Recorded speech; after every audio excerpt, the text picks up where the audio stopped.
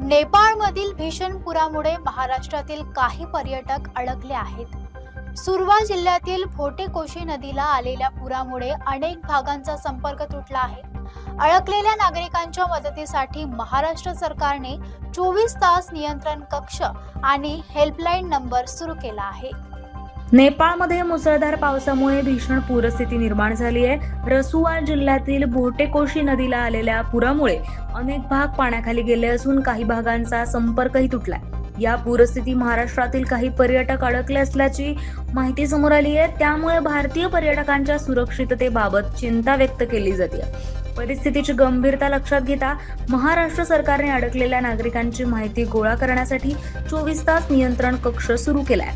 तसंच मदतीसाठी हेल्पलाईनही जारी करण्यात आली आहे। नेपाळमध्ये अडकलेल्या महाराष्ट्रातील नागरिकांच्या कुटुंबियांना या माध्यमातून आवश्यक माहिती आणि मदत मिळवून देण्याचा प्रयत्न केला जातो।